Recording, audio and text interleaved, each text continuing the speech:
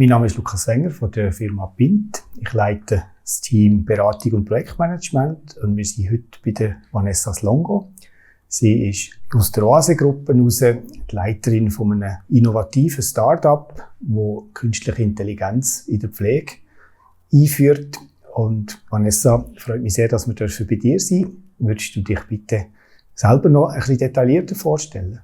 Ganz herzlichen Dank, Lukas. Korrekt. Ich bin ursprünglich diplomierte Pflegefachfrau. Ich habe dann später in die IT gewechselt und nochmal studiert. Grundsätzlich diene ich als Schnittstelle zwischen IT und Praxis. Sehr, sehr gut ankommt, was auch nötig ist, damit die verschiedenen Bereiche sich gegenseitig gut verstehen. Ich bin nicht ganz Leitung von der Oase Health Solutions. Ich bin Chef von der digitalen Lösungen, aber das ist auch schon sehr viel. Ich bin für das Produktmanagement zuständig. Also was kommt denn Pflege am Schluss für digitale Lösungen über und auch für das Projektmanagement bei unseren Kunden. Aus der Oase-Gruppe die ersten Projekte mit der Pint gemacht und den Kontakt weiterhin gehalten. Sehr schön, danke vielmals. Wir haben uns getroffen heute zum Interview zum Thema Public-Private Partnership. Wir möchten mit dir ein paar Themen ausleuchten, in deiner Sicht auch als private Organisation im Gesundheitswesen. Und ich würde gerne anfangen mit der Aussage, es hätte mal einen Verein gegeben, der sich mit dem Thema PPP, eben Public-Private Partnership, beschäftigt hat.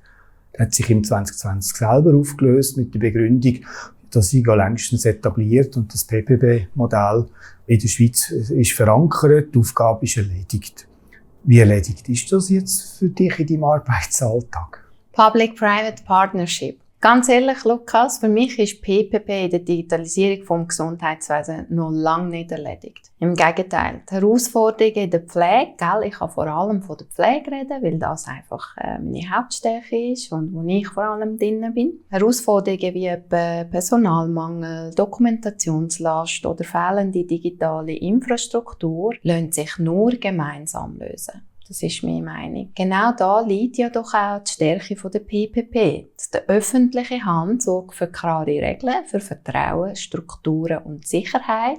Und der private Sektor bringt Geschwindigkeit, Innovationskraft und unternehmerisches Denken mit. Gerade in einem stark regulierten Bereich wie Gesundheitswesen brauchen private Akteure in einem geschützten Rahmen, um Innovationen zu testen, ohne gleich an Systemgrenzen zu scheitern. Pilotprojekte, wie wir sie jetzt zum Beispiel mit InnoSwiss und anderen Partnern aus der Forschung, Swisscom und so weiter umsetzen, zeigen, wie wertvoll eine konstruktive Zusammenarbeit zwischen diesen beiden Sektoren kann sein. PPP ist für mich keine abgeschlossene Phase, sondern ein Modell, das immer weiterentwickelt werden muss. Mutiger, agiler, mit einem gemeinsamen Ziel, das Gesundheitswesen, das Digitale und Menschen miteinander zu verbinden. Vanessa, du hast gesagt, das Zusammenspiel Mensch und Digital ist ein wichtiger Faktor. Man soll die treibende Kraft sein für die Verbesserung in diesem vernetzten Gesundheitswesen. Eher der Staat oder eher die Private? Also, wer soll zum Beispiel Gesundheitsdaten halten und den Austausch ermöglichen? Wer soll Kooperation zwischen ambulant und stationär fördern? Wer die Vernetzung in der Informatik? Was ist der Stellenwert von der Prävention? Was spielt es für eine Rolle, wie dass man mit Patientinnen und Patienten zusammenarbeiten kann, auch digital zusammenarbeiten und vielleicht sogar auch noch ein bisschen Einspareffekte ermöglichen? Das sind jetzt einige Punkte. Ich versuche einzeln auf die Punkte einzugehen und kann einfach aus meiner Sicht, aus der bisherigen Erfahrung doch auch viel dazu sagen. Zum Beispiel hast du ja Haltung und Austausch von Gesundheitsdaten angesprochen. Da sehe ich klar die privaten Akteure in der Verantwortung. Sie bringen die nötige Innovationskraft und technische Kompetenz mit, um sichere und praxisnähe Lösungen zu entwickeln. Sei es beim Aufbau von der vertrauenswürdigen Datenaustauschplattformen oder beim Einsatz neuer Technologien wie KI und Blockchain. Gleichzeitig braucht es aber auch eine enge Zusammenarbeit mit dem Staat, insbesondere in Bezug auf Datenschutz oder Interoperabilität. Dann hast du noch gefragt, was jetzt eine bessere Kooperation stationär ambulant wäre. Das ist eine klassische Gemeinschaftsaufgabe, finde ich. Der Staat muss die richtigen Anreize und Rahmenbedingungen schaffen, zum Beispiel durch gesetzliche Grundlagen, Finanzierungsmodelle, und private Unternehmen können dann mit gezielten digitalen Tools Brücken bauen, zum Beispiel um Schnittstellenlösungen, sprachbasierte Kommunikation oder automatisierte Fallübergaben sicherzustellen. Die Potenziale sind da, aber es braucht wirklich Wille auf beiden Seiten. Zu der Vernetzung der Informatik, da sollte der Staat eine führende Rolle übernehmen, finde ich. Ohne verbindliche Standards und Schnittstellen und Zertifizierungen entstehen halt Insellösungen, die langfristig ineffizient und viel zu teuer sind. Das kennen wir aus der Geschichte. Der private Sektor kann da innerhalb von diesem Rahmen dann innovative, kompatible Systeme entwickeln. Das schafft Stabilität und Dynamik zugleich. Bei der Prävention gelingt nur gemeinsam. Die staatliche Gesundheitskampagne und Informationsarbeit sind essentiell, aber der private Sektor kann sie mit digitalen Angeboten wie Apps oder niederschwelligen Coaching-Plattformen wirkungsvoll ergänzen. Der Schlüssel liegt da in der Kombination von Reichweite und Relevanz. In Bezug der Patientinnen und Patienten hast du gefragt. Da haben private Unternehmen einen klaren Vorteil, was Nutzerfreundlichkeit und Innovationsgeschwindigkeit betrifft. Patientenzentrierte Lösungen wie Gesundheitsassistent, Apps oder andere Plattformen zur Selbstorganisation sind oft näher am Alltag der Menschen, die dann auch dort arbeiten. Wichtig ist, dass der Staat solche Entwicklungen wirklich nicht im Weg steht, sondern sie durch klare Leitplanken ermöglicht.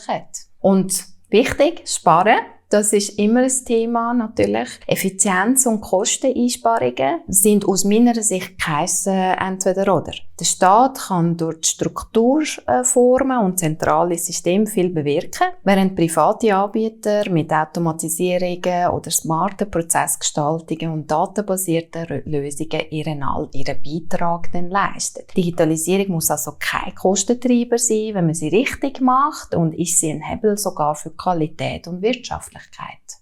Vielen Dank für die Aussagen. Da gibt es ja eine ganze Fülle von Verbesserungsmöglichkeiten. In welchem Bereich siehst du, Vanessa, am meisten Optimierungspotenzial für eine intensive Public-Private Partnerschaft? Bei der Haltung und dem Austausch von Gesundheitsdaten, einer besseren Kooperation stationär-ambulant, bei der Vernetzung von der Informatik, also die Interoperabilität fördern, der Prävention, beim Einbezug von den Patienten oder beim Sparen?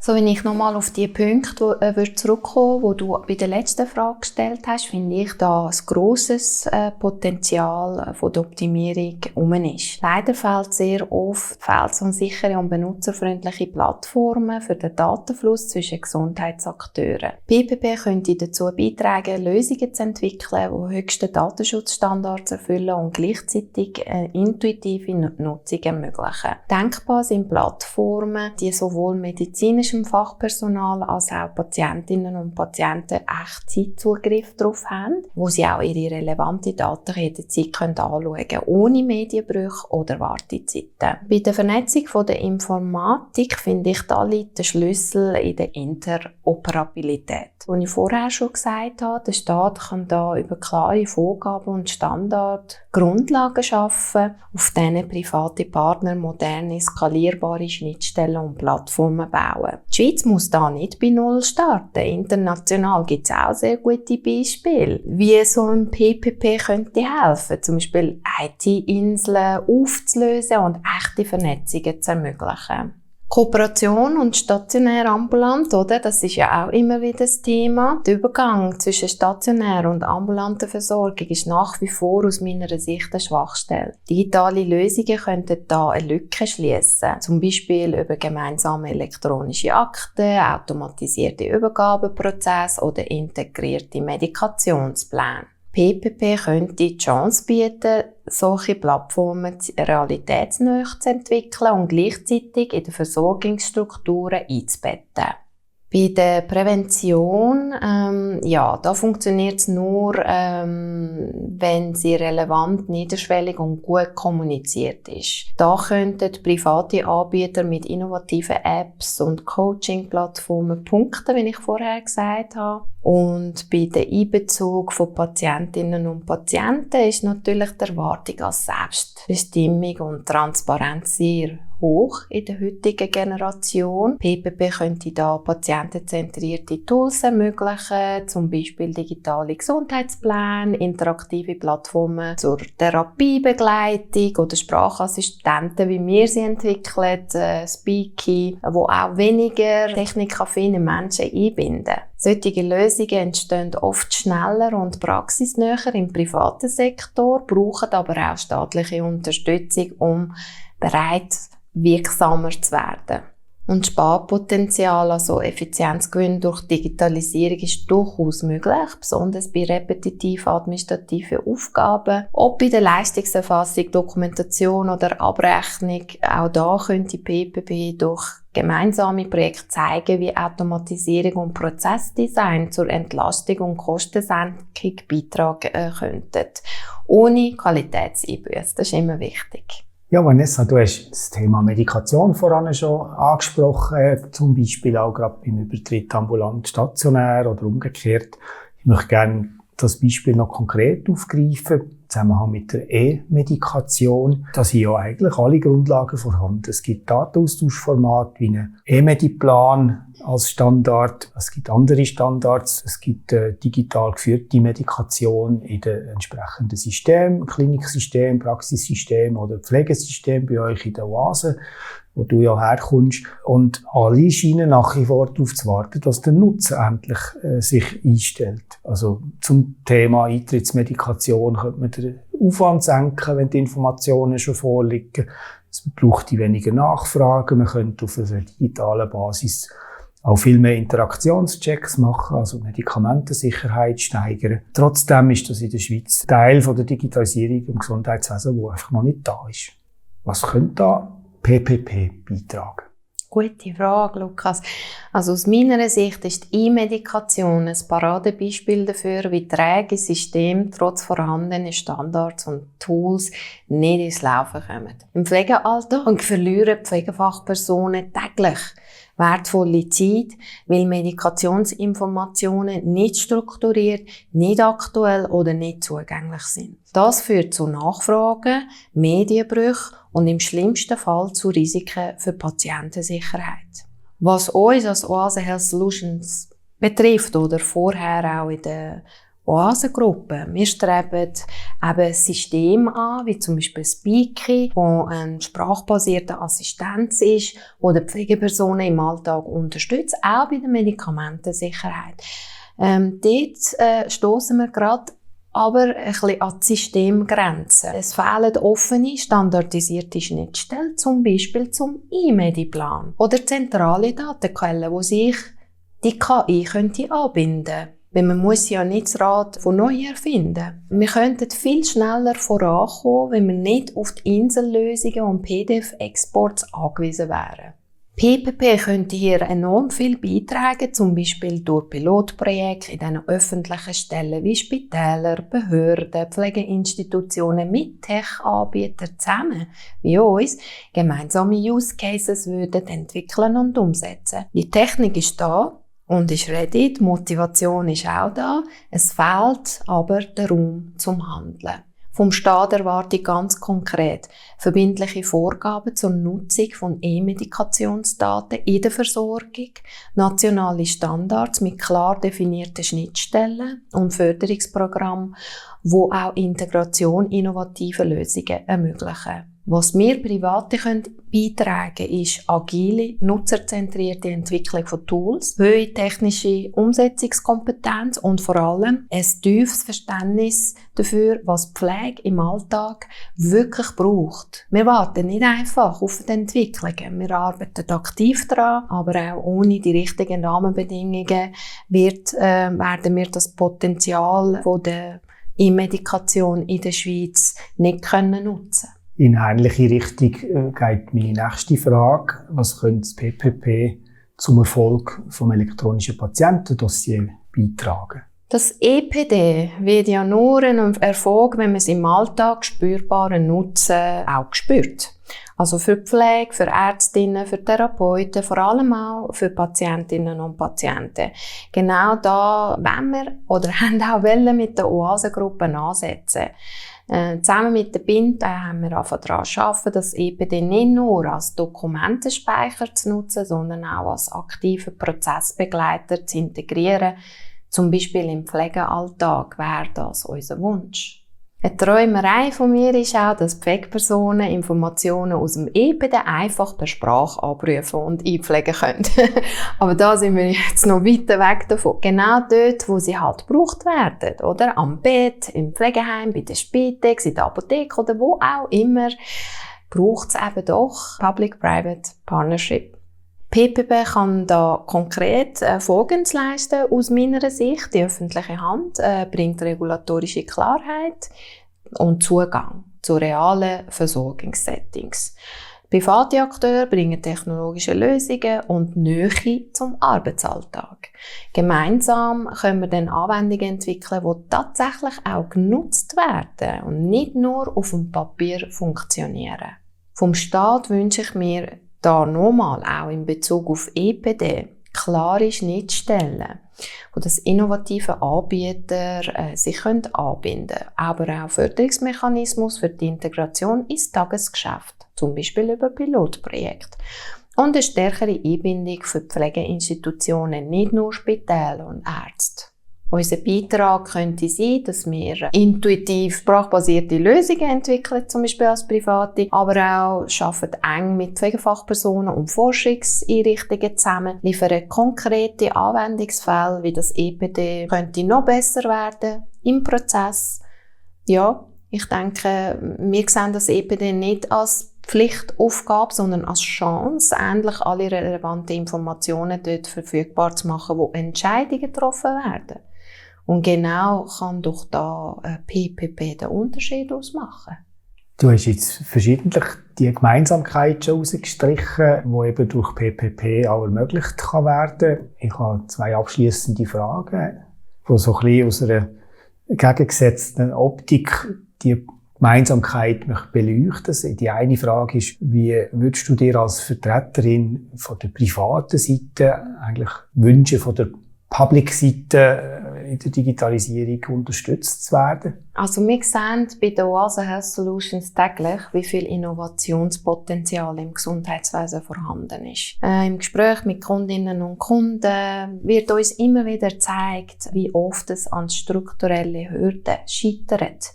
Der Staat könnte hier entscheidend mithelfen, Innovationen wie jetzt unsere, aber nicht nur, zu ermöglichen, sondern auch eben skalierbar zu machen. Und es geht ja dann am Schluss auch um Bevorzugung und Chancengleichheit für neue digitale und agile Ansätze.